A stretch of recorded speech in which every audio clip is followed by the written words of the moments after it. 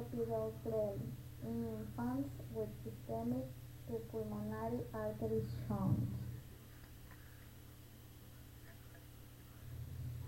Introduction. Infants with genetic congenital heart disease palliated with placement of a systemic to pulmonary artery shunt are at risk for shunt thrombosis and death. We investigate whether the addition of clopidogrel to conventional therapy reduces mortality from any cause and morbidity related to the shunt.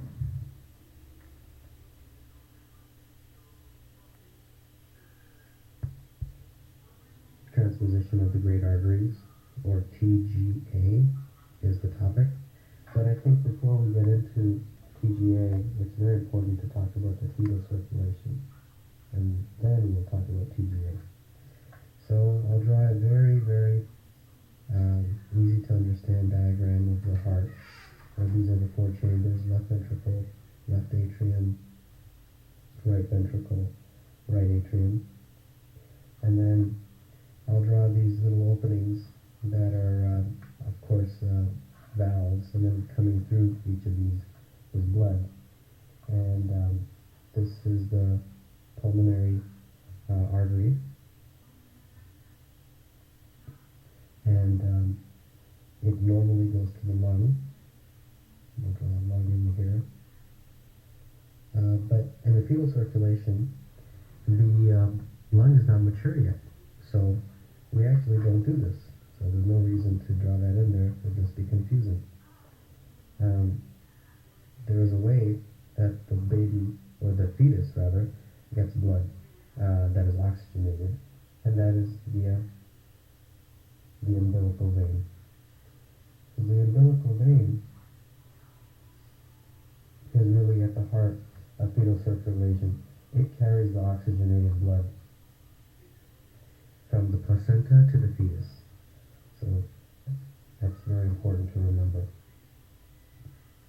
And then it comes into the right side of the heart via the IVC, inferior vena cava. And then it goes through the chambers into the pulmonary artery. And then it comes through to this side. How? We just said that it doesn't go to the lungs. Well, there's a special connection, and I'll exaggerate it. Well, before I write it in, I should put the aorta in here. This is the aorta that's coming out through the left ventricle. There's a special connection between the pulmonary artery and the aorta. And I'll draw it really big to sort of exaggerate it. Like that. And that connection is known as the ductus arteriosus. I'll write it over here. I can abbreviate it DA. I'll see if I can squeeze in DA. Okay. Now what that does is it simply just allows the blood to come to the left side and out through the aorta. Now there's one other hole, and that's up here. And this one is called the foramen ovule. Foramen ovule. So essentially what happens is when the blood comes back to the right atrium, initially most of it actually goes through the foramen ovule to the left atrium. And then the blood comes down to the left ventricle and then out to the aorta. The blood that doesn't go through here, that kind of passes through the right ventricle, will eventually be able to get to the aorta via the ductus arteriosus here. So that's how fetal circulation works. In TGA, what happens is something that pretty much seems like a disaster, which is these great vessels are transposed. So instead of this being the pulmonary artery, this actually is now the aorta. And instead of this being the aorta, this is now the pulmonary artery. So as you can see, that's a complete disaster. So that's what happens in transposition of great vessels. So I drew another diagram in here to sort of save time. Now as you can see, it's the same heart, no difference, It's just the great vessels have transposed. And this is, of course, after birth. We are no longer technically in the fetal circulation because, as you can see, I will put the lung in there. The lung's now pretty much part of the game. So, what's happening now? Well, blood's coming back to the right atrium. It's deoxygenated, so deoxygenated. And then it goes through to the right ventricle, and then goes to the aorta, and the aorta pumps it out. But the aorta is pumping out deoxygenated blood, and that's incompatible with life. Of course, you need to pump out oxygenated blood. Now, what's happening on this side? Well, if there's any blood that goes into the pulmonary artery, it goes to the lung, picks up oxygen, and then travels back through the pulmonary vein to the left atrium. But then it goes right back to the pulmonary artery and then to the lung again. It goes round and round. So we need to have some sort of relief here. And there's three possible places. The first one is up here. And if you remember from the first diagram, what this is a foramen ovule. And if it's open after birth, it's called a patent foramen ovule, or PFO. So this right here is a PFO. It allows blood that's deoxygenated, the blood that's oxygenated to go back.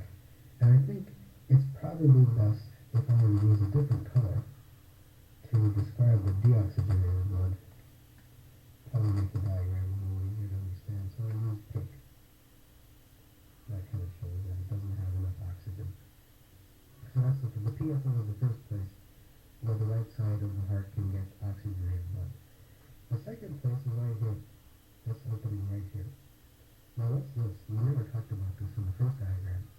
This is a VSD, ventral septal defect. This can occur along with transposition of great arteries.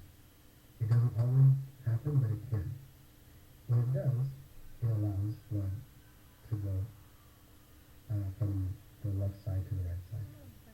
And then the third and final relief is right here. And this one we already talked about. This is the ductus arteriosus. And it can also allow blood that's oxygenated to go to the right side and then out through the aorta into the circulation.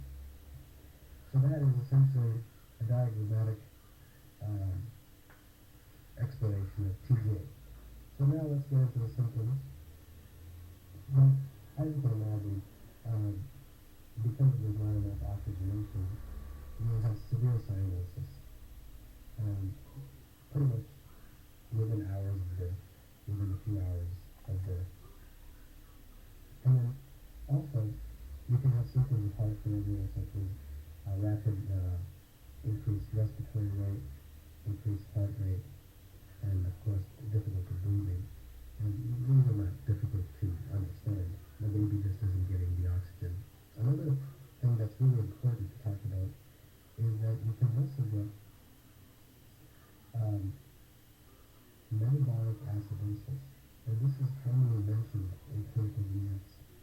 And the reason this is because the lack of oxygen is making a situation that the tissues are not getting oxygen.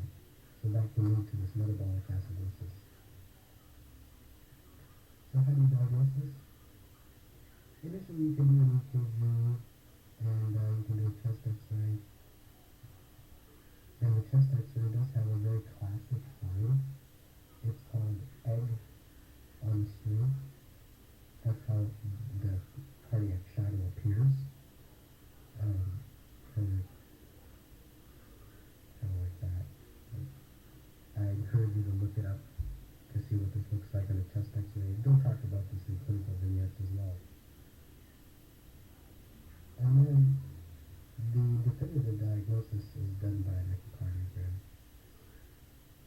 An echocardiogram is really how you diagnose this.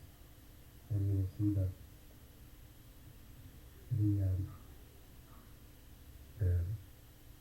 vessels that are improperly placed.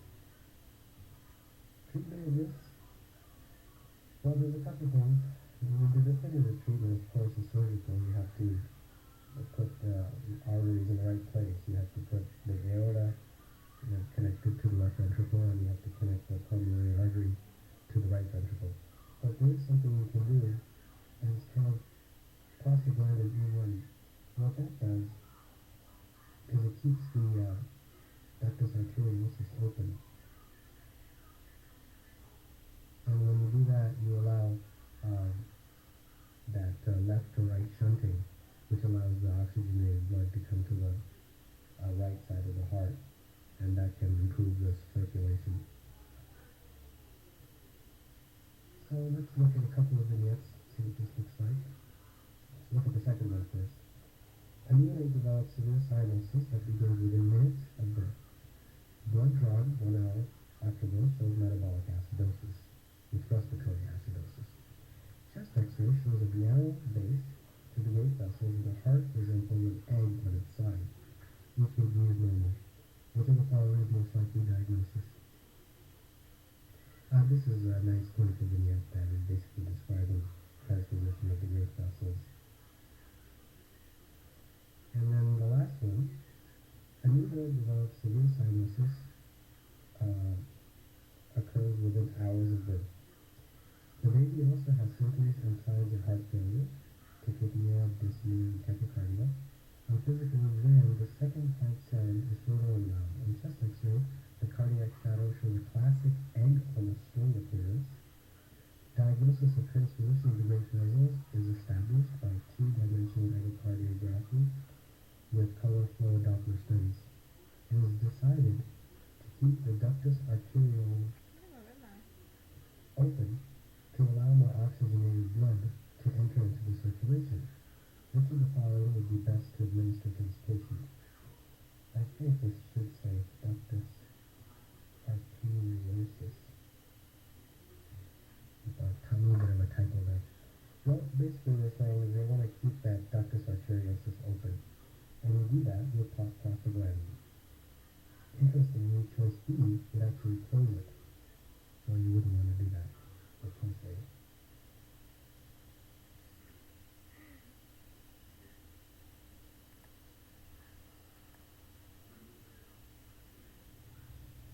Evidence. Index clopidrogel use increased by a factor of 15 from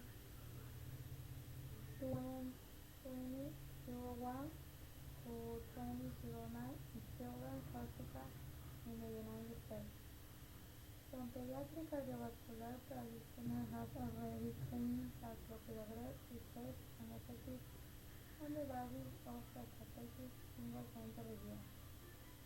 Clopidrogel used in spreading into pediatric practice in the absence of sound evidence of its efficacy in the pediatric population.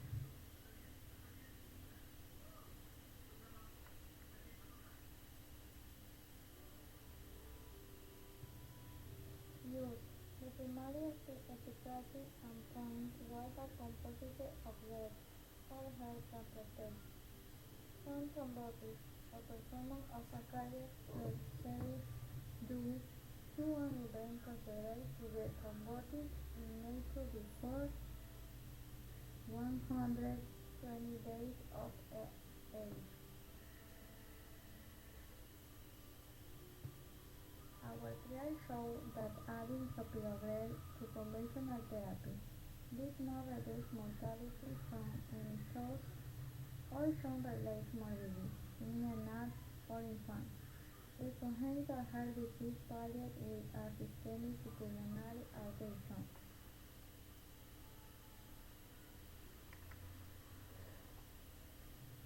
Conclusion.